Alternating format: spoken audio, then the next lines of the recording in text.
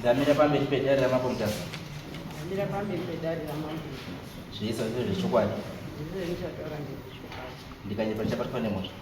Ndichabatwa nemhosva. Mwari andibatsirawo.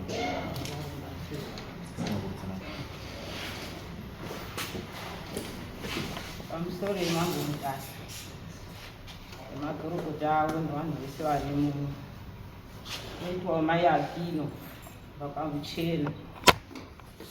Ndakarohwa musha wepaAkino. Gertrude Mulamba.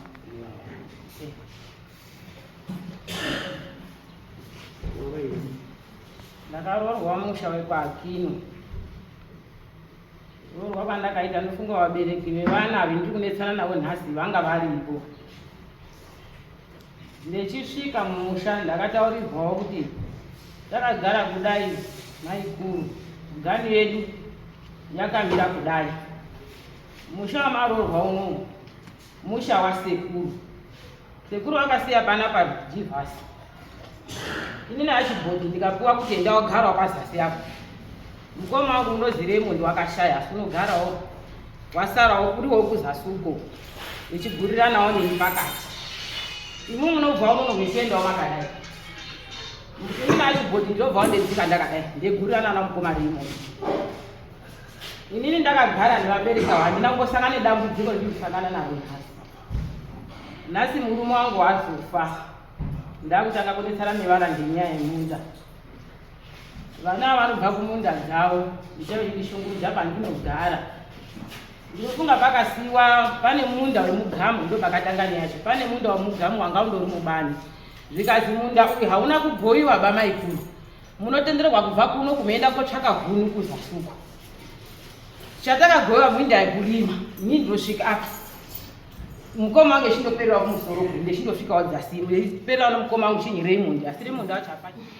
Takazoti vabereki vafa. Vana vavo vamunini wekupedzisira. Ndo vandakatanga kusangana nedambudziko. Vakapinda munda muya wemugamu. Vochotanga kucheka magamu vechitengesa. Ini pautanga ndakati handinei nazvo ndakandonyarara. Mwana uri kuda kusimukirawo. Vochotenga motikari yake, vochoisa magetsi pamba pake. Ini ndakangonyarara. Vochopindazve muti yayamo vochocheka. Paanga akucheka kwechituru. Ndo pandakazoti Akino ndizvo here zvomuri kuita. Munda uyu ngowemhuri ngewenyu here. Hatiti hatakagona kudairana.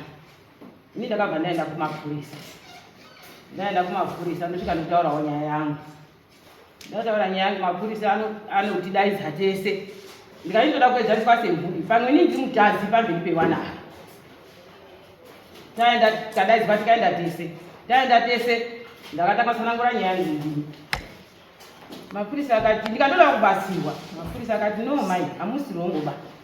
Makatotadza panguva yekutanga. Pakatanga kucheka muti echitengesa. Dai pari pamakati iyazve handizvo zvomuri kuita. Totangira ipapo. Nhasi mwana watonyukira nzinde kuti hapana zvomunondiita. Hamusi kuona kuti zviri kushata. Ndikati saka ndodini zvikazi chiitai kuti kumugatisa kwetinoita. Toda kuziva kuti paakacheka pacho wakaita malodhi mangani. Mari munofanira kupangurirana kuti munofanira kuita round table yemhuri kuti anhu emugamu yaita.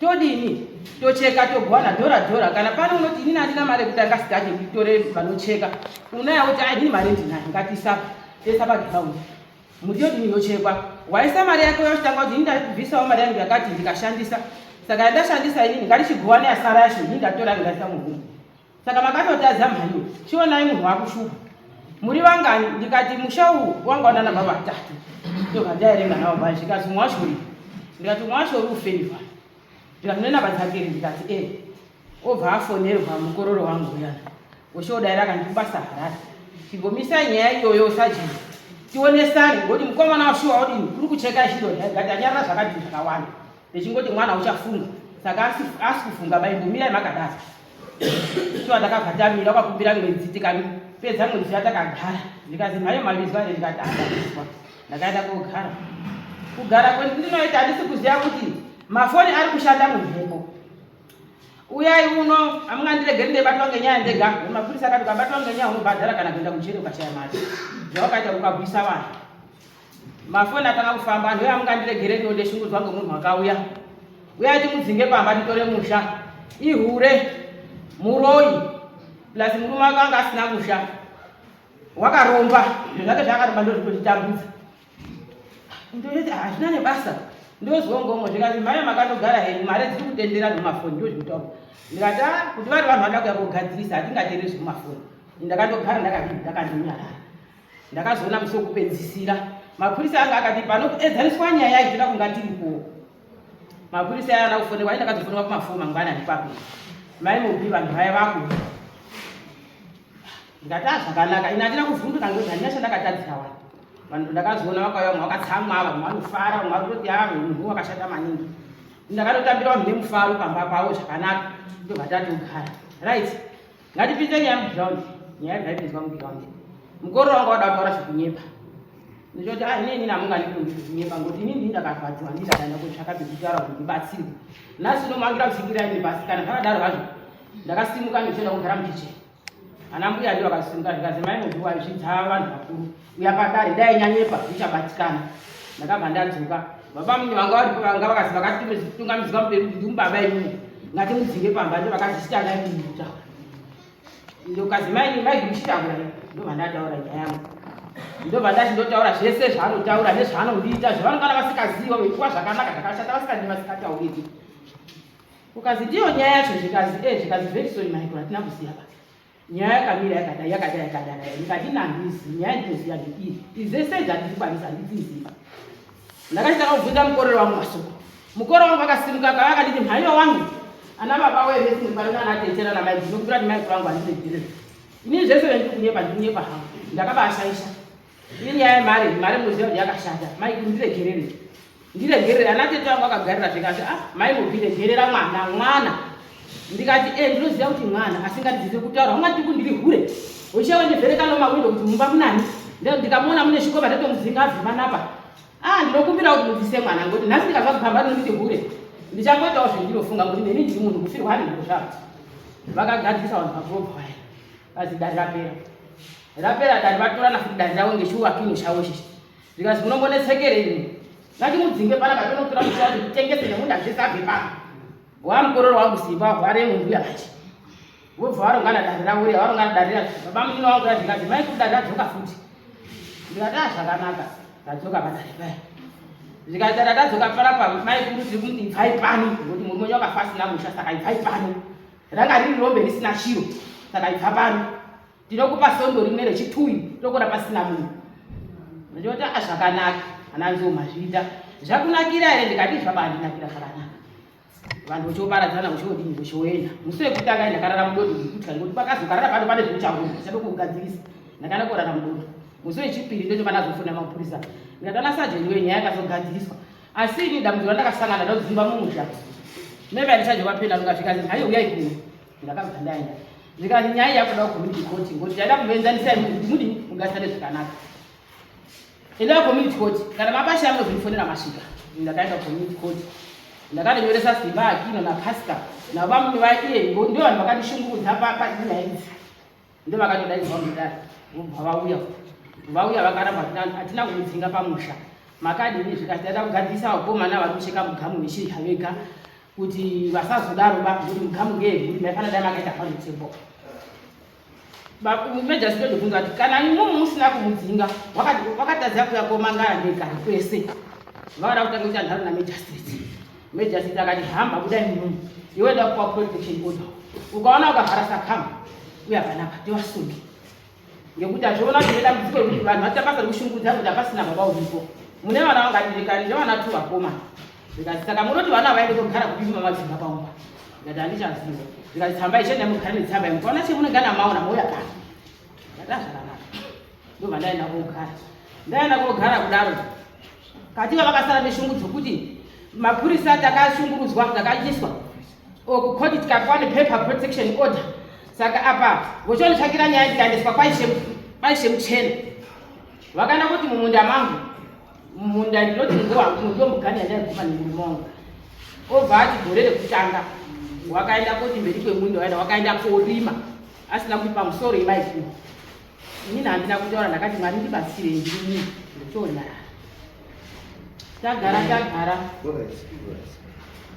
nyaya dzenyu dzakawanda Asisu tangona apa kwa manyola ya wadi. Yele dispute. Yele zinja da kupinga shini. Kumwe kwese ndo sandaura kumwe kwese mamba ukutaura industry. Nyaya injaje amsati matangota. Ndara kuchitaura ipa kwa land kwa munhu dzangu paska. Valendi venyumundetsana pasi wakati rimwe gore wakati baziva kuchinda kurima panoperera munhu wangu kudai. Inini handina kutaura hangu ndakanyara. Ndanyarara kudaro. Uchofamba vanhu vanopega masitendi aya ngamashoko aya. Uchoenda kune vanhu ivavo vaipega nzvimbo yakati vanhu kuti endai muisa mashoko uko. Uchoenda pane vanhu vaya zvikazi uyai mundipegerwa papesapa. Mr. Goba. Mr. Goba yazvoti ngepakwe here. Ndikazi handipangu bandopamaiki. Ini ndakazodaidzwa ndiri kumba ndakatora ramu pazarana. Saka mai yake uyai kundizovatambo. Ndabuda zvikazi ndindakudaidza mbuya kino ndikati zvikazi mapapa ti mwana kudu apa. Ndakapindura ndikati ina handizvizii. Zvikazi saka iwo mufana unoda kutora munhu wa munhu ngechisimba here. Wakasara akanyarara. Zvikazi unosungwa zvitenderwi. Munhu aunongo munhu hautori. Ndosaka tati endai mubata mapegisi kuti musoroko. Chisiyana nazvo ndoda kutora mapegisi musoroko kuti unomunhu wati munhu wamaikuru plus unotora nechisimba. Ini ndakanyarara handina kundipindura ndakabva ndadzokera kumba. Ndadzokera kumba ndopakazoti pasina sondo. Arambirwa vanhu vekanduru vaya. Ndakazoona panzvimbo pangu paya pane vandaitengeserawo matimati angu ndichengetedzawo vana vangu. Ndakazosvikapo ini mumwe musi wakanya bhodhi rangu riya randaitengesera. Apukanya zviya uchokoma rake. Uchotora marata angu uchoenda nawo uchotora. Uchokoma mabhodhi ake. Akoma mabhodhi ake inini handina handi. Handina kutaura zvakati hazvibatsiri ndakanyarara. Ndanyarara kudaro wakada kuita zvimatakishoko zvechioranga. Uchoisa munhu wanga achiyonja. Munhu waiyonja waya hapana toilet, hapana sanga chiripo. Ndakazodaidza murora ndikati makutimu. Handifungi kuti zvine kodzero yekuti imumu munganojesa rendi yangu inini ndiripo. Handidi hanguona vanhu venyu apa. Tu vanhu venyu vanoita muda mangu handisoda hangu. Bvisai vanhu venyu vanonyocha. Handidi ba. Torai mabhodhi enyu muende konoisa kuyadhi kwenyu. Pangu handidi handisi kudaba. Ipapo vakateerera vakabva vabvisa vanhu vachodii zvishoma vaya. Tazogara. Ndopakazvibvira tapedza rineni. Vazoona kuti koti zvatakanyiswa tora mutsvakira nyaya. Vobva vatora kadara, vobva vaenda komisa zvimuti mumunda mangu. Vamisa zvimuti zviya. Ini ndakatofunga kuti wana vari kuda kutambira pongoti marodi. Ndaenda kamboshosha mukabhodhi kangu karipo. Meiti wachina ndowanda. Saka ndakasvika ndotokadai ndakasina kana chipiki kana tambo. Ndakabva ndazvinisa kadara kake vakadonha. Kadonha kudaro. Ndobva ndatenda kugara nakugara chichaitika. Ndakazoda kuzotorara kuzosvika kudai tsamba yacho bva kwaichenichena. Mazi murudi waudai dambudziko racho ngerei zvikati mauraya ndikati ndaurayei ndikati mapanya dara mumunda ndikati mumunda mani ndikati mumunda menyu asidarangira pasta ndikati asi zvakanaka waifanira nditi maiki ndafunga kusadara apa mumunda ngoha ndechipedza apo mapurisa atouya ndikati tauya mbuya tipei maoko ndikati maoko acho unodandaura munhu here ndikati mauraya dara rapasika kino ndikati dara rapasika kino racho warisa paini zvikazi wati ndarisa mumunda wamatakishopu pangu ndikati pamatakishopu pake pacho haakaisa matakishopu pacho wakandikumbira wewe kuti mai kunoda kuitawo zviro zvangu handiti wakaamba wakuisa handidi ndetongwa ndinongoti auna munhu menini ndini murume wako panapa saka hamundisungiba handisungi mwako mwana kuurai munhu mapurisa aibva ndavachiyatsanangurira nyaya ndikati madhi sati sikuona saka makatadza angoti magiraji minawo ndichobudisa matsamba anga ekukoti aya ndikati mukona matsamba ndakapiwa protection order ndiyo zvayavoid izvi ndikati tazviona inyaya yematsamba aya mozotera kupenda longa tikaenda tasvika ikoko tikaedzaniswa ndikazi imwe muri kuzi makauraya dara iwo dara kwakamuda mari ndikati dara riri munda mamaiki ndikazi wakwakadara muda mamaiki wakataura iri kuti maiki uchamba wakaudara munhu ndikati handinaba ndikuti munda wasekuru ndikati munda wasekuru wacho hapana kwagowa iwo ndo muri dzino ndikazi haya musha wasekuru ngo munhu wese zvikazi uri hongu zvisinei mhaiwo unoda mari dara rako zvikazi kudai ndini hangu ndakariaka ndaindoda $2 inonge kuti rakaapa ngemunhu ndoda $10 ndinoti mukazi mhaiwo muri kuzvizwa here ndinoona kuti magiraji hapana nyaya Ndoda zvakanaka ndotora bhega ndoti $20 sakini. Sorry hini, handina kuziva kuti ndimaka akadara. Ndakatozwa ngemwana kozi murora waipopota unoda kumura tamugadzira saizi notenga. Handina kuziva kuti maka chini. Dara ndafunga kuti vana ngoti panzira. Iyo akataka kuti mai kudai ndini ndari yakanda sendipei ndikadai. Mapurisa akadai watora nditi ndodai mari. Mai musapa mari $20 mpe $10. Ndakatora $10 ya ndikati saka handina change. Ukazi chimudai mari enda mubhadhara kutown. Ndakaenda kubhadhara mari kutown. Ndabhadhara mari yangu kutown ndikati. Ndadzoka zvayoenda kotora mari. Ndebva ikoko ndakumakwashe mchena. Mai akino nemhosva. Mhosva yacho ngeni. Mhosva ngeni wakapanya dara ramunda. Ndikati sorry ishe handina kumboramba ba. Dara ndakaribvisa. Handina kuziva kuti munhu mukuru. Ndakafunga kuti wanangu ndipabvi vanotambira vana. Ende handina kuramba zvachose. Sorry nezvandakaita. Asi senoziva ngechekuti ndeida chiro chomwe munhu ndinokumbira. Mukoma ndinokumbira wachakati. Ndofunga ndine respect ndizive kuti munhu mukuru wadino waita chiro. Saka ndakafunga kuti vanhu ishe muchena kutanga kuteerera nyaya yacho yese. Ubva wana kuti mumakomana mune dambudziko muri hongu. Ubva achida kuvagadzirisa. Ndikazi ishe muchena mazviita matongera favor. Kumapurisa takatongerwa favor. Kukhoti katongerwa favor. Unopamisha achichera baba tatongerwa favor. Isi nyaya kuti ambendeswa kwasekuru kwamutasa. Kuti usikazivi kuti siti vazukuru kwamutasa. Uchandozviona wambiri ikoko. Ishe muchena akati zvakanaka nditwara yai mudini muendese. Ini handina kumurambidza munozoya nyaya dzino dzati dzapera. Tozomupa date rokuti muende kukhoti paishe pamamutasa. Ndakadzokera kumba ndokugara. Sorry handina kuziva kuti dara ndakapandini asi havana kundiatenda. Chikatatu kugadziswa chikati toti zvapera. Ndove ndakakukazi iwewe enda unoperera pawairima namai wako. Iwewe perera pawairima namai wako. Pane munda ere wawedzerwa ndimai Mobi ngekuti wamairima nababa wachina mai panju zvikasi hapana. Zvikasi ndambudziko ngerenyamuzivi mugani unyere zvikasi tinoziya. Zvikasi saka chomunoda korudzana namai kunge munda chini. Zvikasi matongera favor kuti mundango wasekuru. Zvikasi mundango wasekuru asi pane munhu wakapapiwa. Siyana nezvemuri kuti wakomana. Akomana wada vakati zvakanaka, havana kuti zvakanaka, vakati kuenda komangara pasekuru kwamamutasa. Ishe akati ngokuimbo zvakanaka. Saka takandogara havana kuda komangara. Ndipo ndakazoti mumasonto apera muna December ndakazoona pamabhodhi payana paiswa malodzi akurocha. Vobva wasvika pambapo, mari tipewo cheni. Votobvunza kuona zvikati mbona zini munombogara pedyo ndindocha mabhodhi hapa. Ini ndobva ndazoona kuti vanhu varikuita nezvako ndiani ndobva ndafambapo pane vachembere mari ndiri vanhu vakomana nevasikana vari kundogara ipapo. Ina namugara ndakamupfuura ndakanyara. Ndobva kwandika masapo. Sekuru we munoziva vanhu vari pagara pamusika pangu. Pamwe makataurirwa kuti taisa mamuti. Sabhuka vati handizviziva. Ndikati inini chandada kukumbira hangu pamwana uyu ngoti totadza kuwirirana ndicharamba teinesananga apa. Ndinokumbirawo ishe muchena anofunga kwataura kuti hai kuti pane zvauri kuita pamwe ndinogadzirisa siyana nenzvimbo munhu. Ini ndikati vana saka ndinokumbira kuti abvise mabhodhi yake payadhi yangu ngoti chazoramba teinesana. Sabhuka wada kuzotaura ndikasabhuki woenda wabvisa ndotochallenge pamba pangu panapa hausi akino ndina unditombi pamba pangu. Iwe chita zvawafunga ndakupanya mabhodhi. Ndiripo foni ine palaudi. Ukazwa ndizwa ari mai akino ndikaenda ndizwa chiendisa nyaya pashaka. Shaka kati aiwa inini nyaya handishaikwanise vakati mamuti ndokuendesa kwasekuru kwamutasa nyaya ngaini kwamutasa. Iwe mami kuti warwadziwa endesa nyaya pamama. Kana iye mwana wakaradziwa ngaendese nyaya pamama. Pane ndiri. Indo mana kati inini ndiurwadziwa ngoti munhu angadiro ndendangu inini ndiripo ndine vana. Inini ndarwadziwa ndo mana kati ngomangara nyaya yangu kuru. Ndinofunga ndo mamiri akaita nyaya yacho. Makorokoto mapedza. Right, she has a pastor.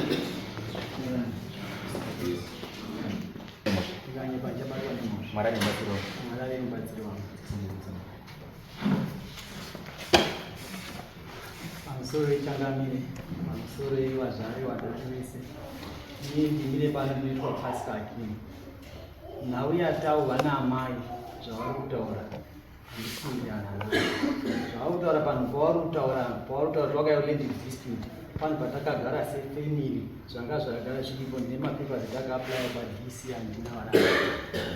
Nyaya iyi ichinge yatanga ichinge yanetsa manetsere ichinge ichiita nemapepa awakaenda ndiripotera futi kucivil court kwaDC wakanga kuita kwaDC ndine mapepa acho ari panapa. Saka umboumwe wandinawo zere panhau iyi ndina mukoma wangu Simba nababa wandaiya nawo namukoma nehanzadzi asi mukoma Simba ndiye anokwanisa kuti angandipawo mbowo wakadini wakazara panhau. Ndo chokwadi changu chandinacho chino.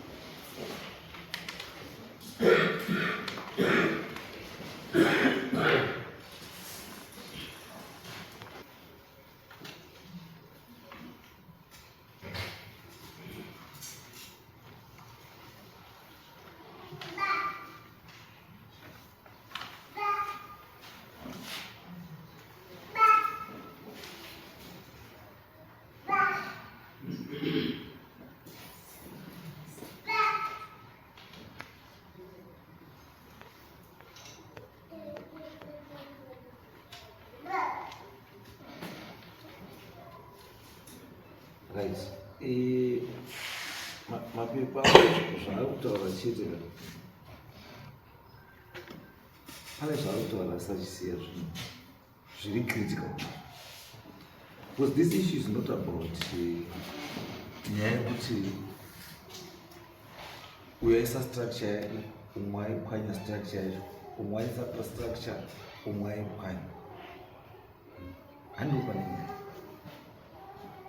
Pane nyaya is about the ownership yenzvimbo, kuti nzvimbo ndeyani, ndo pane nyaya. Izvi zvinoningisa namatakishopu yakaza takishopu yopwanya uyoiso yake yopwanya mwe mangaro na uyo akabva achimangara uyu kupesana parodhi uyu ari kumangara uyu achidzoka uku uyu akaenda kwaDC umwe ari kupinda umwe ari kubuda umwe ari kupinda ukaenda kwapena ronga uyu ari kupinda uyu ari kubuda. Handi iyo solution. Solution ndeyekuti nzvimbo ndeyani. Mukaziva kuti dziri nzvimbo nyika yese nyaya dzapera. Chekutanga, Ian na Pascal na Simba muri from the same family. Yeah, Different fathers. Nditsanangurachi. Natizokupera ukatoti different zvakupera kundiudza kuti ndiva bamnina. Simba mwana wa munin'ina wa baba wamukoma wa baba pamwe chete nemwana wawo ndiye mukomana mukuru kozeya baba wa Simba andataura kozeni Pascal last born mimba ya baba yasekuriwa nedendi kutaudza iye ndiye baba wenhaka yemusha weswe kwake. Hakuna baba yanhaka yemushezi. Kuna zvakadaro. Unoita nhaka yemukadzi wako, hauiti nhaka yemukadzi wese. Pachiwanuka haugari nhaka mukadzi wemunin'ina wako. But vanhu vakawanda nekukara hamuzvizivi. Kana uriyo hamukomana mukuru mumusha wapiwa uta nebakatwa nemusewe zvekuti ndiwe waasamusha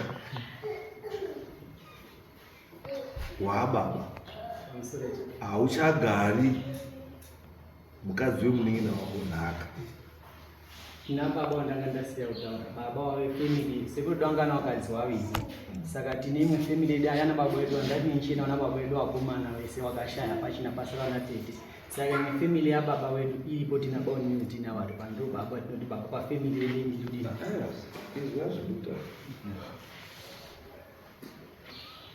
iye haisi kuda baba kuti taunganidzwa wana baba. Pada kuunganidzwa vanhu nechekuita neland iyo vanoiziva, because wataura iwewe kuti mabrothers angarepoi ndizvo iwewe uriwe one of the brothers. Murume wamai ava ndiye angari mukuru kokuya baba wani baba waSimba and kokuzoya baba wani ndo mabrothers. Saka the question is mabrothers ari matatu aya palendi yababa wavo wakasheya here?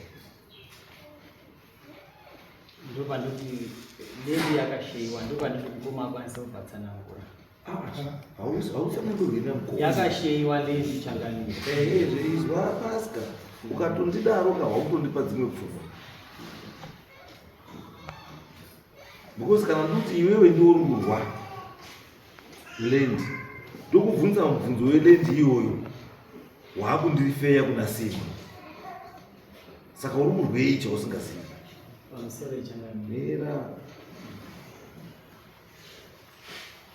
aitoona kana urumurwa land mtini ndeyako iwewe handisi it means ndiori answerable for anything chii chekuita neland iyoyo,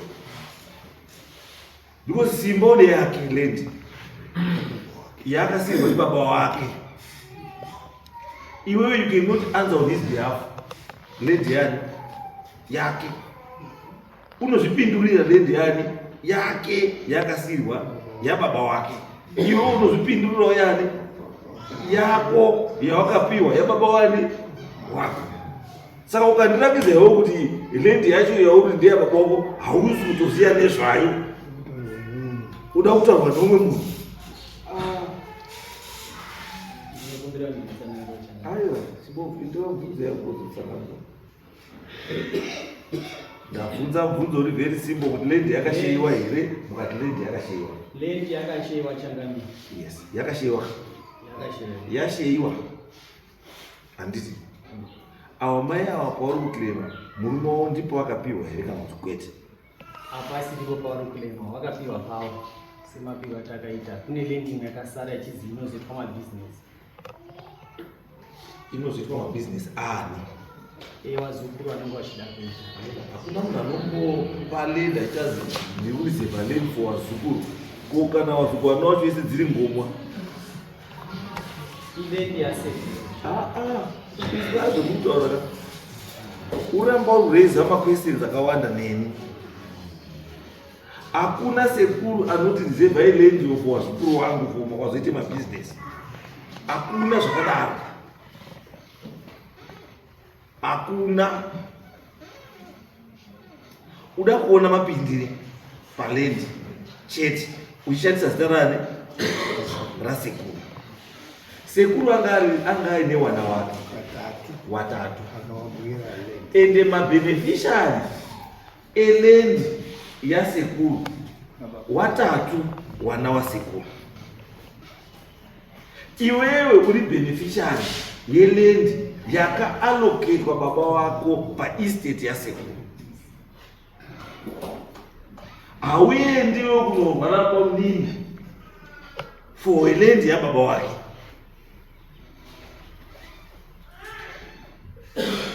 Ameno tinobvisana Amosi nani tinobvisana ani kuti kana munoti wana baba wakaallocatwa lendi yakadistributwa estate yakashayiwa zvakanaka zviri equal. Handiti it means kuti kwababa munini kune lendi richi reserved for chi business, asi ide yekwana wani kwababa munini. Koita lendi futi yekwababa wani Simba. Handiti palendi yake yakapiwa pane lendi reserved for business. Toenda futi uko kuna Ian is the same thing. Hamuri kunditaurira kuti mimi makagoiwa lendi yese mochizozi tine imwe yatisogowa because not muzoite mabusiness ikoko.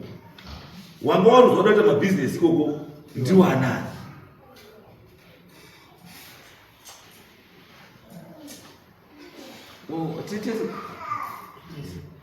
Wanga warudzwa wachada kuzoita mabusiness kulendi yakarizebwa iyoyo ndiwo anani? Ndipo murudzwa wazukuru ndizvo kana ukasiyo kasi. So Changamire, kurukota nini ndine Simba Akino. Yes. Right. Ndinotenda nemibvunzo yavari kutipa, ndiri kutevera kuenzanisa kwamuri kuita, ndinotenda zvikuru. Umboo hwandinawo maererano nenyaya yatinayo, kugoyiwa kwenzvimbo yasekuru Akino chigumisirwa baba vaPascal ndiye munhu wakatanga kugoverwa pekugara mulendi yasekuru Akino. Baba vachipo sekuru Akino vacho, my father was still alive nababa mukuvasi vanga vari vapenyu. The first person kugurirwa nzvimbo mumunda masekuru ndibaba vakuyu. Inini baba vangu Chibva wamira ipa paakagoverwa nzvimbo iyoyo as the first person, lendi yaakagoverwa yaiincluda business area yebusiness here. Iyoyo land iyoyo yavakagoverwa iri kuno kukaita kubani hakuna business area. hakuna business. Saka it was not part of that area. Yes, it was. So tiri pana pezvi turumbotaura tiri kuti kwaari kutaura Pascal handi kwavava Kwaari kutaura ndekwasekuru wake. thank you endai pamberi baba. Right. Saka the second person kugoverwa nzvimbo was my father. Kunhu kwaizi kupadhi kana kuti kupeleki kwaifudzira sekuru mombe kana kuchengetera mombe. Ndobva vanzi iwewe Raymond vaka ikoko. Baba mukuru vedu Jivas, mukomana mukuru, wakatengerwa nzvimbo outside that land. Wanga achishanda kushiba kutimba. Saka wakapuhwa land outside, ndofunga about say 3 to 4 k's away from Sekuru's place. Ndobva wapuhwa ipapo kuti vavake. Unfortunately, baba mukuruwo nekuti I think vanga vakabatikana nebasa nguva yakareba, havana havo kukwanisa kupadevelopa kusvikira I think vakapadispose. Right. Saka with time vazopenjeniwa vakangodzokawo kopinda paumba pasekuru Akino. Ndaida kuti muzwisise dai dare rese rekwaAkino riri panapa, maizozwisisa kuti baba mukuru wedu Jivas havana kugoverwa nzvimbo panzvimbo yekutaura nezvayo.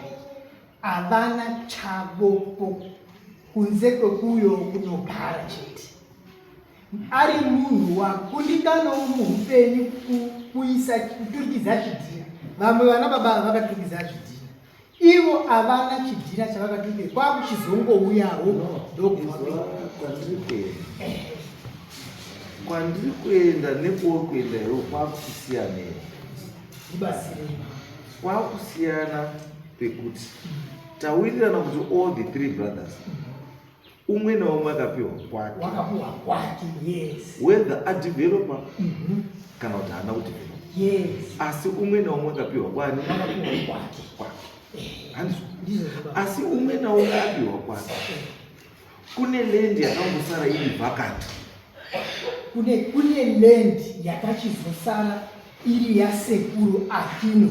Ndingati pasekuru Akino ipapa panga pachigara madzitete vedu vasina kuroorwa, Magi na tete Magi vangadai vauya vaenda kunhamo.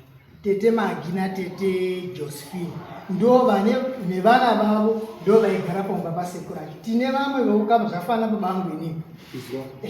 Izwa temu rautoshandisa handitodurizwa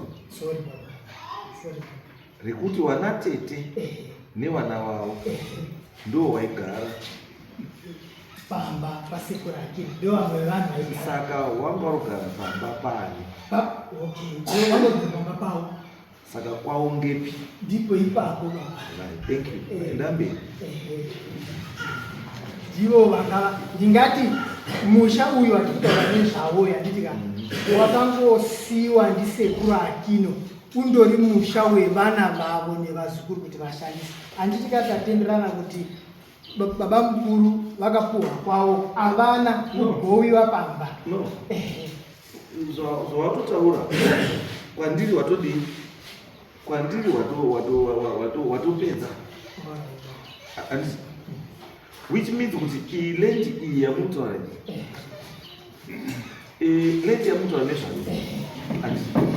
It means kuti land iyi imimi wakomana ndimauda kuita kutyiri mira wazukuru wana tete wari wazukuru wana tete tingati vazobuda kotsvaka mabasa. Asi ndipo kutsvaga basa handi kuti ndabva paumba ndati kumba kwavo ngepi wabva kubasa. Zvakafanana baba mukuru wekuti achiona kushiba wabvatadza kuwaka, asi basa rapera wakadzoka kumba. Saka wakazukuru wakaenda wako wakaenda, basa rikapera waridzoka pamba baba. Saka pamba apa ngepari? Inini kuziya kwangu. Saka pamba apa ngepari? Pamba apa ngepasekuru Akino. ndoti ngepazi pari zvino ngati izvo Let's be fair to each other. yes Muzukuru wako nhasi uri kudhebheni akabvunzwa kuti kumusha kwake ndepi anoti chii? anoti kwamusheni Papi? pasekuru akini Ndepani? ngepaki Saka pamuri kutaura ndepani? ngepavazukuru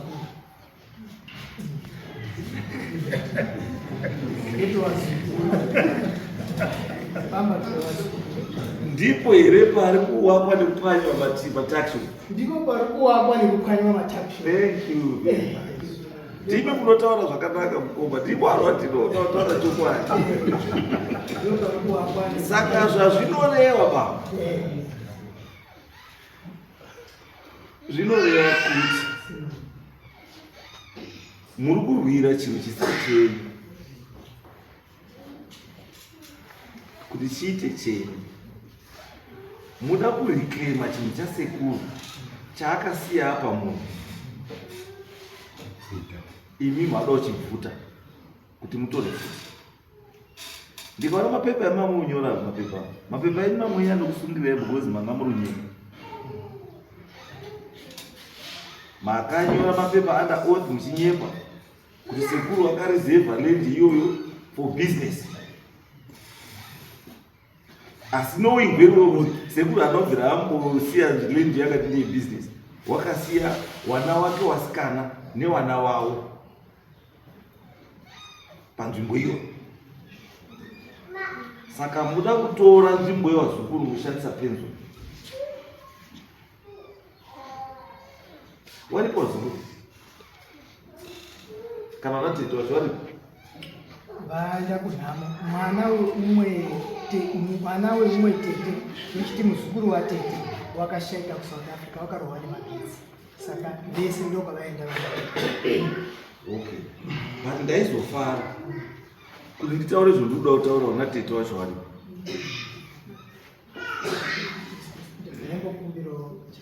Taura. Ndandinoda kudaira paya pamati tiri kuda kutora kana kuita udyire palendi. Chokwadi chiripo ndeichi. Baba mukuru Jivas vari vapenyu vauya pamba. Council RDC yedu yeMutasa yakauya panzvimbo iri kutaurwa namai nemunina. Panzvimbo iyo inoti iri nechekurodhi kudai. Vakauya veCouncil vakati tiise hedu here misika yeruzhinjiya sezvo nzvimbo iri padhuze nepamasitoro. Tiise hedu musika here sezvo musika kudhara kusekuru vachiri vapenyu paisorimwa nyimo vari kudhuze nekutara. Saka hapana wanga achapashandisa kurima nyimo idzodzo, uye ndipo pane road rinopinda payadi. Saka vauya veCouncil vakati iyi nzvimbo iyi tiri kuona iri ideal kuti tiise musika sezvo pari padhuze nepamashops. Saka muchiri kupashandisa here kana kuti topatora? Baba mukuru vakati inini handichakwanisi, handina zvandichagona kuita napo panzvimbo iyoyo. Vakazouya kwatiri namukoma uyu ari kuSouth Africa, akatanga kutora nahiri akati Council yati yakutora apo pamberi apo, inini munoona zvandaita handisina mari yekuti ndine zvandingagona kuita nenzvimbo iyoyo, imimi munofungei vakomana? Inini ndakati baba mukuru, zvapari nzvimbo iri kudhuze nekumashops, tingasiya here nzvimbo yamaisorima yototorwa neCouncil? Tadiniwo kungoisa mudhuri wekuti tiise kana kachitoro? Akati inini handichina mari, zvaunoona ndari panapa handichina mari. Kana iwewe uchigona enda kuCouncil unoapply. Saka ndakataurira heri kuti ngatibatane ngatiende kuCouncil nekuti nzvimbo iyi yakuzotorwa kuisa musika weruzhinji. Tinokwanisa kuishandura from communal land to commercial land. Saka ndakabva ndaenda with his blessing, ndobva ndaenda kuRDC paMutasa, ndobva ndanzi applya kuti murida kuchinja this communal land kuti ive business stand. Saka zvinhu zvakazoitwa zvekuti tichitange nyaya yekuti mabusiness itori nzvimbo yanga yakuda kutorwa neCouncil.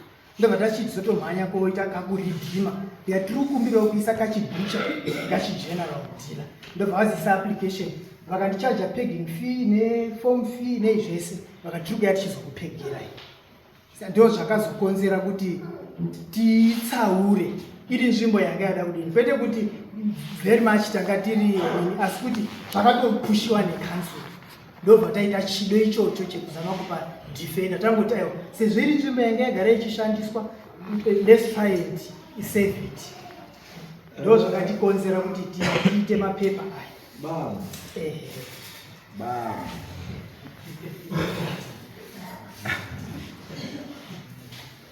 Kanzuru payakaona mati yakaona kanzuru payakasvika yakaona babamukuru Jivas ndo vanga vari pamabasa mumabasa sei yakaona babamukuru Jivas. He was available ndo vanga vari pamba paya pamusha. Is it an issue of availability or issue of ownership? I think he made it for our issue. No. Let's talk. Yes. That issue of availability cannot issue of ownership. Inofanira kuva issue yeownership. Saka urikufura uchipinda neroda kanzi rotofura neroda yotoona mukoma wangu une kumba kwake wotobva yatomona yobva yatinotora rendi atiti mukoma wangu bva toti izviti mutore wakomana muripo here uruda vangaatoisa wakomana mavhatomhanya kwadc kotobhadhara pegging fee nechii zvese just like that. Ipo vanhu vaitikira zvakaita vana tete manje vanga vasipo vanga vari kumabasa nevazikuru vanga vakune vanga vari pamba. The fact that kanzuro yakauya ichibvunza kuti ndepani wakauya wakanoaprocha waredzi and kuti ngatitaurirani apo because tafunga kwadii kana wedzira washandisa yodoti kana musi uda kupashandisa unozaizvizota is not a must. Kana muda kupashandisa ndepenyu shandisai asi tatukupa paite business asi kana musi uda kupashandisa isu kanzo todi totora hedu toisa mabusiness ndizvo wanatete wangu vari vanatete vangu vasipo vanga vari kumabasa vanhu vanga vachinosenza kumabasa wazukuru wake wanga besides me mutu pamwepo tese action hamba ndingazokwanisa hangu asi tinofura 20 makawanda takawanda. Then why did you decide kuti niwe ubva wangotsvaga pastor chete kuti muende kutaura nezvemastende commission musina kuita family thing kuisa pabhuku kuti muzive kuti ane interest ndiani nani? Why did you reduce that thing from being a 20 people thing to a 2 people thing? Takazokwanisa kutaura nevamwe mumashure takazokwanisa kutaura nevamwe mumashure zvichabatsiri because mama itakare chiro chisiri chenyu. Mukoma wangu wauya watoaroketa vana vake mabusiness mistake mani mangu kuzoti apedza wasati kuzoti mudhara takazondomhanya fast takatore masteni takatobhadhara repegging takatoita something is not right somewhere. Something is not right somewhere. Pane patikunyeperana, pane patiri kunyeperana bambo. Ndimo wakuru futi here kwazvikora. Ndimi twe pakati zvakakwanisa.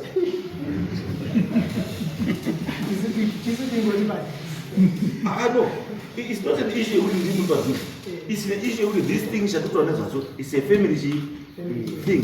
Chinoda whatever decision that is supposed to be made, it has to be made by the family.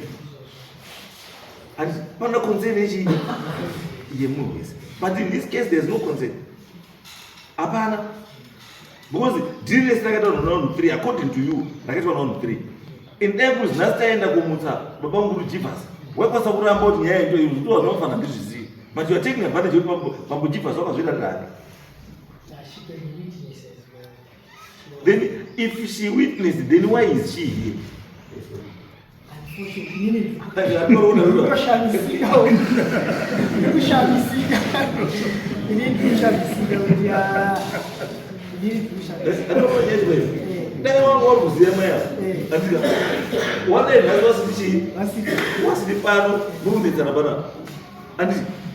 And the effect you what knowledge she knows something about this. And it means even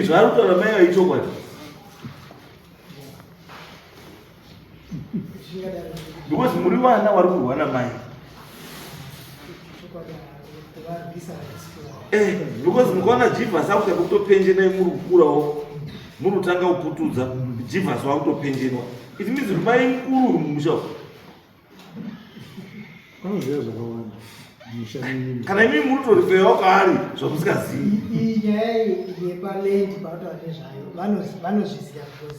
No, so I think issue is that kana wakwere muruda land for business ngaitauri nenzira chii kwayo yoitwa kuti nenzira chii kwayo mokumbira mhuri toda kutaura chii mabusiness, then you get the concept of the family. Mukaita yekuti muda kukumbira nenzira yekufast track tumwe tunhu, nyaya yacho inodii haibudi. Because maya handifungi kuti pawataura nezvaangachimbotaura zvaakasangana nazvo kumashure kwese nechii kwese zvakawanda. Handi saka dai anga ari umwe munhu panguva yazvakaitika adai akaita imwe action, but haana samai, then asina samai then took advantage of that. Asi makaya mari yemapuranga emhuri mapuranga ndofunga mukoma watopedza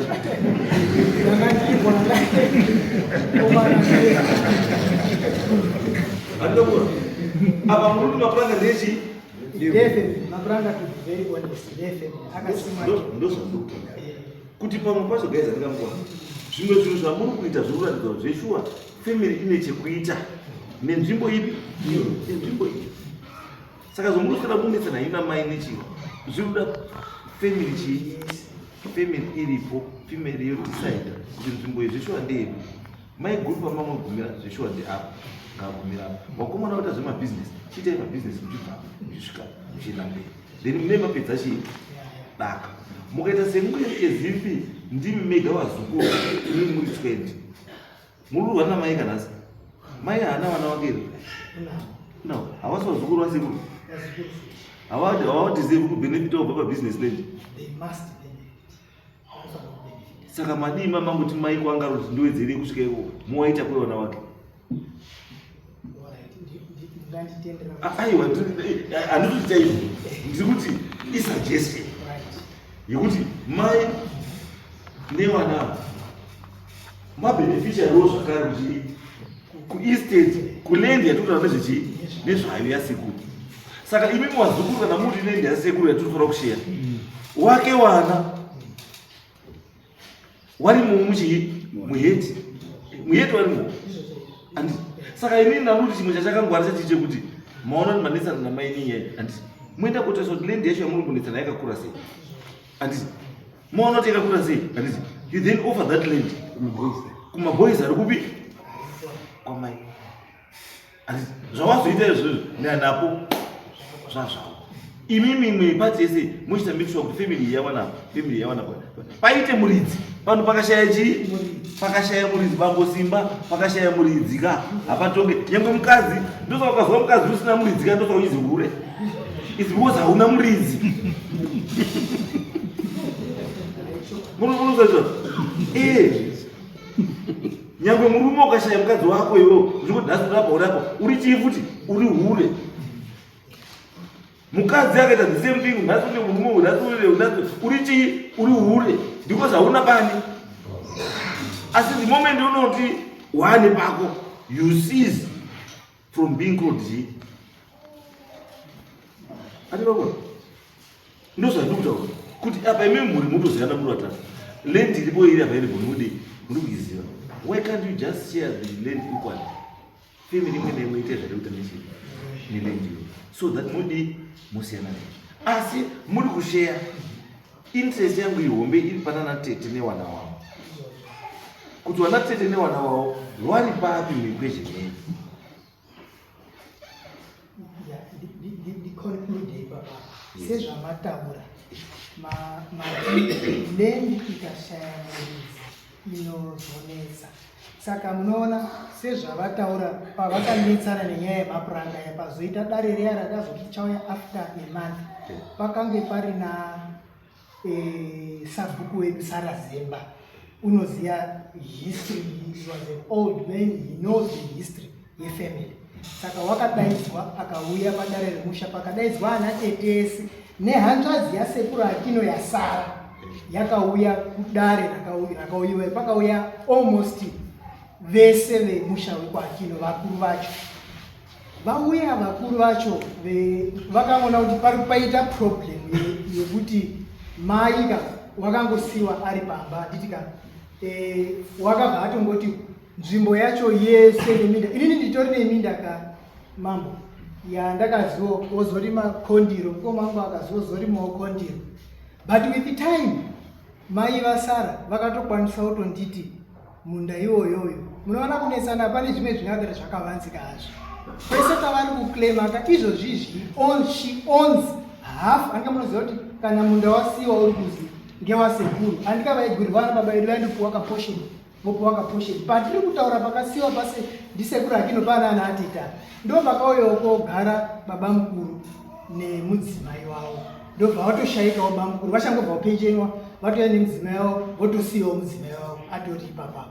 Saka mudzimai vakabva angoti minda yacho neyaanoziva kuti uyu mukomana uyu wairima apa uyu wairima apa yese iyoyo akati iyoyo minda yayangu. Nekwese kwavari kuziva kuti kwazi tiake mashopu ndo kwavava kutoti handichadi uyu wakaisa chigayo uyu wochitengawo chigayo yacompetition wochiti uyu bvisa chigayo chako chauyu chigayo. Ndopfumvu yemuri kuona kune zviri kumashure vakubvisa uyu kuti watengere chigayo panzvimbo pamakati mudoisa vanhu uyu wabvaisa chigayo pekuti uyu akatenga chigayo nemari yemagamu hachisi chombadi saka ndataura wazatenga nemotokari nenyaya yemagamu ukoziri kudaka muzoona unokuva daka ndikosakarina mai vachiti but amai avasowega kuti daka ngane magamu. Saka dare riya mambo rakazoitwa kadare refamily rakazoitwa yari vakabva vangoti ngatingosiya tagadzirisa vakatotsiura. Ndosaka uya akaparuregero kuna mai akati ndakashaisha zvese vashuva vakabva vanhu vakabatana mai vakatomuregerera.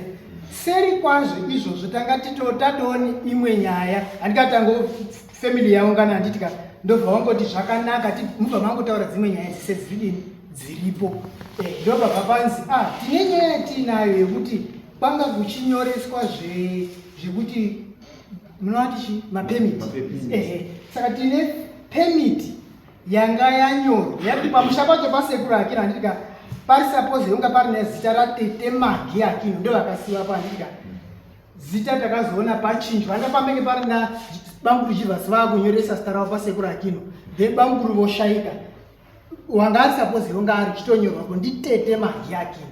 Takaona panyorwa kuzi Margaret Mulambo Gertrude Mulambo pamusha wasekuru Akino. Saka avakomana ini asikazvizivi vakabva vangotaura kuti panapa pakuzi paMulambo ndo pakabva pangozi kuti zvisanetsa handitika ngatichitiwo baba mukuru zvavasina kukwanisa kuvakawo kuka magurirwo akangoitirwa Archibald na Raymond na Jivas ngatichimubvise pamba pevazukura tichimupawo pake ndo pavakabva vapuhwa mundawo vabva vachizi uyu mukomana munda wake uyu mukomana munda wake.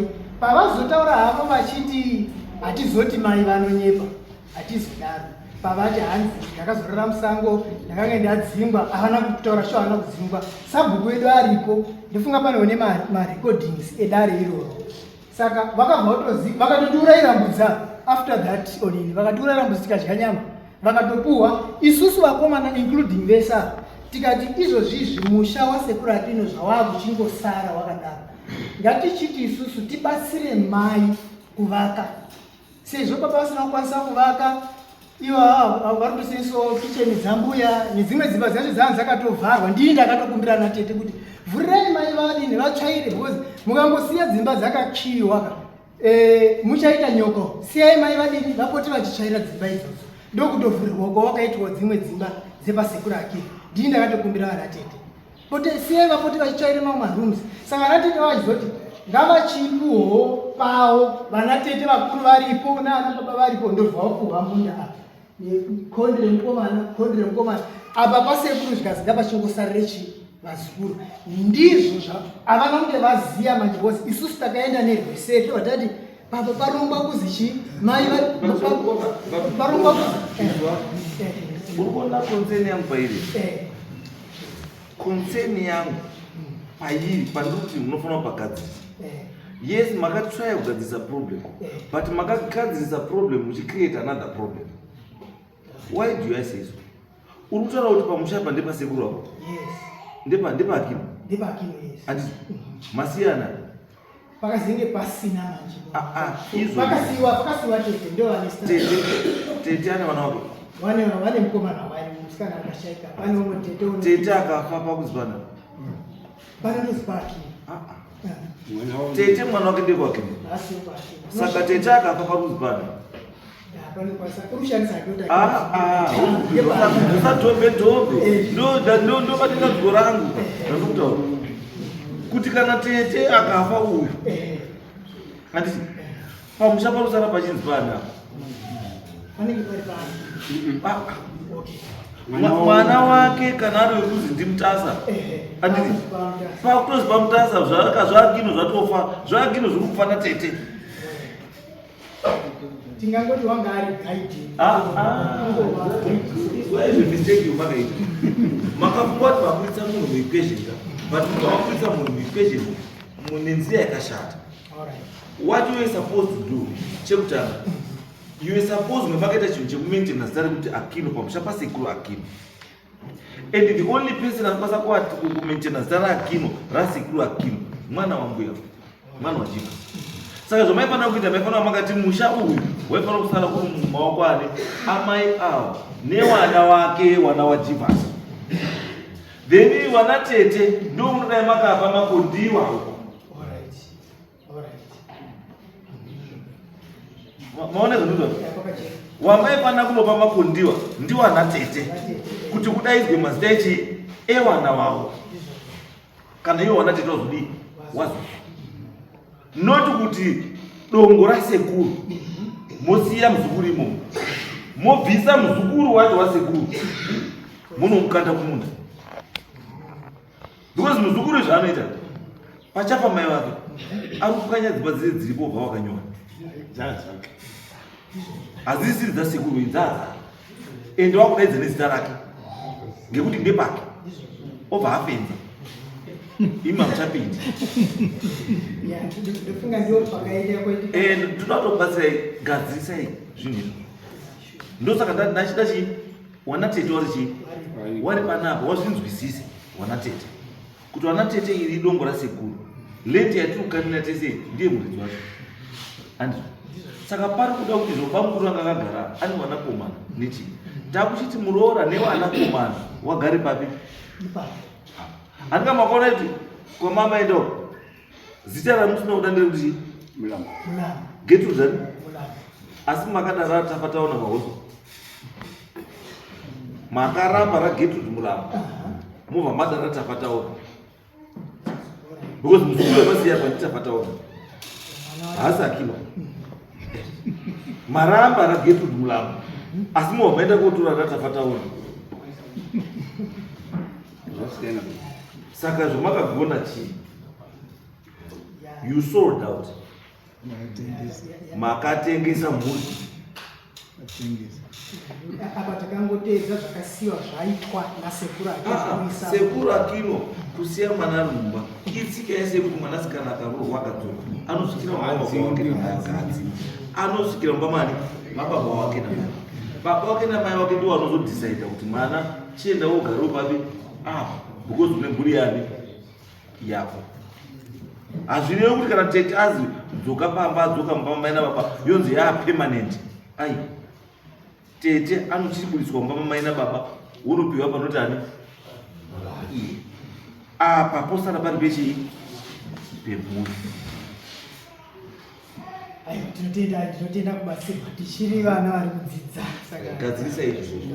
Buya Ipapo mambo musoro panyaya kwazi ndakanyosa Gertrude Mlambo vakafamba vanhu vachingoti toda mahousehold. Murume wangu ndiye waitera mwini ndakasvika chimusha uno ndakapiwa ndibaba wangu ana baba mimi varipo. Baba afa kutera kuyana ndakambotora ngwani sikatini sabvungo bvadzo vati mai akino unofana kuterera mwana uyu kuti uchi mwana muduki. Ndikati zvakanaka. Saka ndoita sei ngoti mwana uyu ana chitupa ndinonga ngari grade 3 kana grade 4. Ana chitupa zvikata kushandisa dzara rako kusvikira mwana uyu achiti ane chitupa. Ndipo pakanyora zita rangu handikuda kwangu bai. Ndipo ndatotera nguva yese ndinotera ngezita rangu. Ndatera ngezita rangu ndipo zvakazoti vatanganya yaita netsara ndipo pakazoenda kuona nambira kuti wazomuyema Gertrude Mlambo ngei. Haisi mhosva yangu mhosva yangu mutere nasabu. Mhosva uri kutaurwa mambo. Tikapedza nguva. Mwana wamutaura naye is now above 18. Wane ndebvu. Permit yake yepamba pamushana ngapanyorwe zita rake. Anonzani? More blessing. Ndivo vakaramba. Pamushana ngapanyorwe zita rake more blessing. Because pakazi Gertrude Mlambo. Ana Mlambo wachanetsa pambeni. Akafa munhu wana Mlambo amwabvisiba. Wana Mlambo Amumita izvo Mlambo. Kumba kwenyu kwamaka. Zvese zvikarama zvakasiyana gadhimana natete. Anati vakati sisa atitori musha. Pana mubhuru waigara pana baba. Munyore chienda mochinja. Zvakanyochinjwa kare. Zvakataurwa zvakatupa sabhu. Asi pemiti vakadzima. Mobho wakura pamushande pani ndipamobho. Izvi zvekuti Gertrude Mlambo izvi. Kwete. Hakuna zvakadaro. Saka wakomana zvatakuita.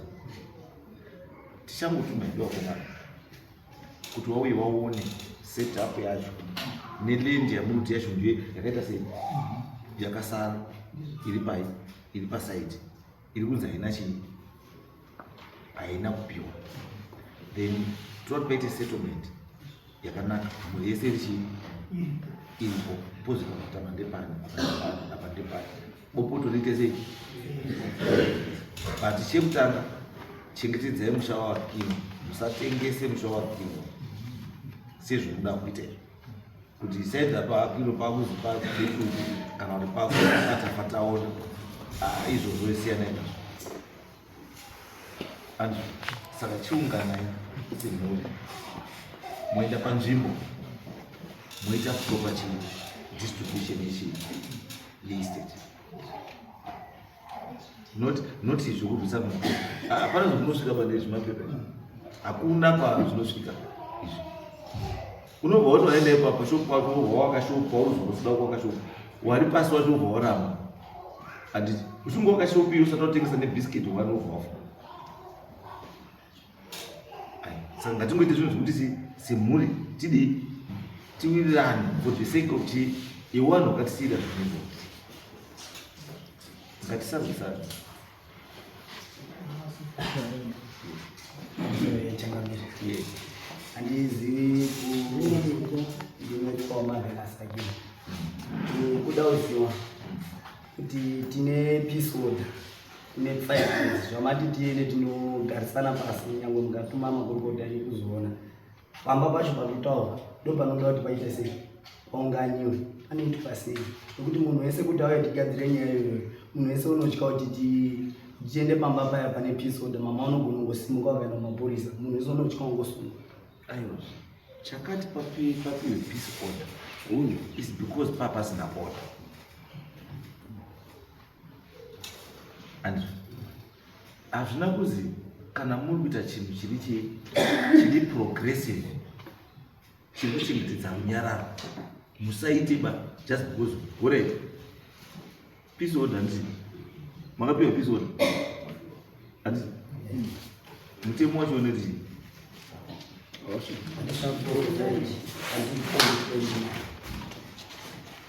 unosangana umunda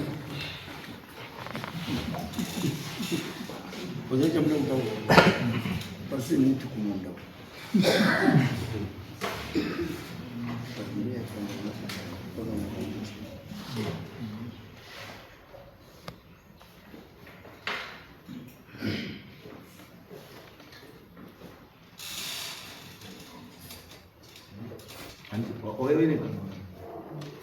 Akanzi, it is hereby ordered that by consent all 3 respondents are ordered not to harass, provoke or threaten the applicant.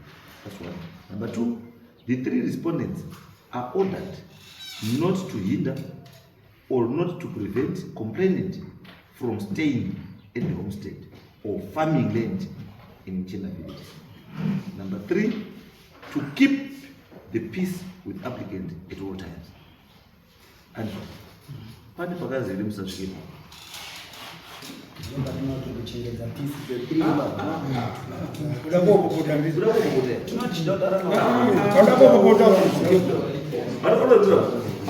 aukushanda senda chirungu karona kuenda papapa with intention unomuprovoka nekumharasa usaende kuba unozunga asi kana muri kuenda kugara pasi semhuri muchigadzisa nyaya yenyu hapana kukaumwe hapana provokaumwe hapana kudzingaumwe hapana ita sei hapana wakadhakwa hachina disting hachina kana masi mazwere mbuya wauya kugadzisa zvinhu nemimi vasingautuki vasingaiti zvakashata hapana chakashata makatachingetaakuda kuti tagara nawo pasi kugadzisa chinhu tozozwa mangwana kuti akwana mapurisa sakaitotaura uri ichazvafambiri kugadzira nyaya anoita isu tutikanga tikadzisa chinhu chemusha ichi chete chinongoti uimaika paunosangana naye usamutuke usamuprovoke usamuharase handiti usamudzinge pamba pake pakagara zvatopera asi hazvina kuzomusa muti mangwanani ukati munhu mangwanani wamuprovoke saka utotoa nozvizvi ukatomona kubva kunototiza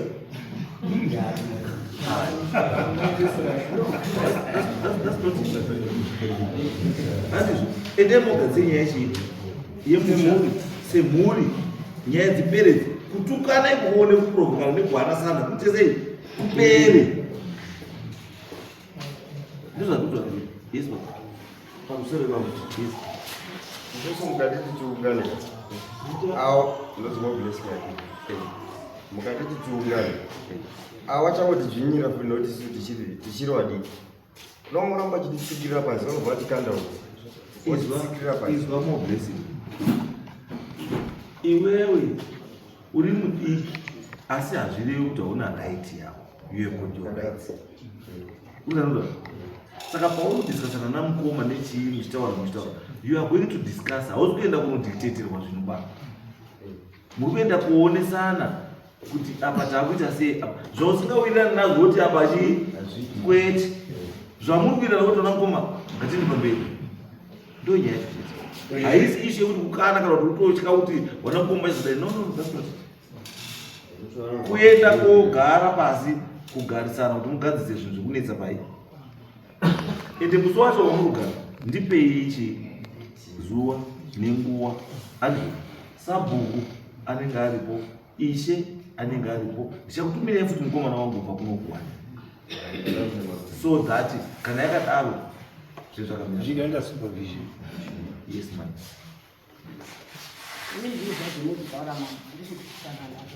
mati ndandiruzvizwa zvimuri kutaura mapa handisi kupikana nazvo ndiruzvizwa asi inini chandakaramba ndasvika handina kutaurwa kuti munhu wangu wandinike wandika nditi kwakazi baba muni vanoperera pazvidzikapa baba muni vechindosvikawo uku isusu tinopinda watakadai kundokotinosingira mbuzi mukati mezvinda zvese zvekuti vakazosiya lendi yake ozoya apa inini handina tate zvamakazwa nezvawakazwa newakazwa newakaita wanenge waripo pamiti hanzvo zvese izvozvo zvogadziriswa kuti mese musare muta sei muri kufara muchiwirirana ndo purpose yechi yemiti hazvirevi kuti meeting mukuya kodzvinyirirwa maaiwa waripo wanenge waita kumirirai vachikubatsirai kuti zvinhu zvenyu musadii musazvidzingirira zvatopera.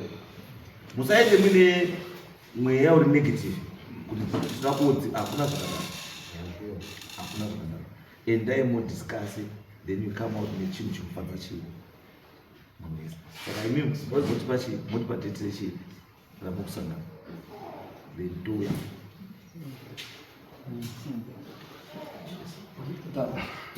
right pamusoro ichakamira ndinoitwa here Akino mwana wasekuru Akino ndikuimba diki and lady is able tichiona Mobi achitaura anenge atoita hasha tofunga mataura kuti musha mamiriro wakaita ndiwo vazukuru saka ndoda kuti Mobi ndewazukuru nevamwe vazukuru vese vachatera havazi mushongo chete ende pamusha ipapa maiguru varipo tinofanira kuvarespecta ndo vari kutsvaira padongo ipapa. Kana paine munhu anenge achaanenge achida saPasika achindifonera achindudza akati ndakapangira mabhodhi maiguru vachindudza paura kuti aiwa Pasika arongouya haasi kundiudzawo kuti gogogoi. Saka ndoda kuti zvatiri kubuda kudai so kana Pasika kana paine zvaanenge achida kumba anongosvika pana maiguru ndo vari kuchengeta tichigadzirisa musha izvizvi. ndokutaura manzi pamako kuti no kana pamba paine munhu zoti pane chii pane munhu ndozvatikuda chino pamunogara pasi ndizvoda izvozvo rimwe muchitaurira kuti aiwa ona shamwari yes in as much as uda kuita business andika but business yako ngarive need the blessing yechii yefamily nemunhu wese munese ngaauya kufara business yako rirapa everyone is happy neprocedure yamaisa uyu arapa uyu ari kuita zvauta zvatopera family yako kudii auna munhu akuita musiri anziva kuti dzvinyirira izwa iwo Mobika wakadzvinyirirwa wakadzvinyirirwa chii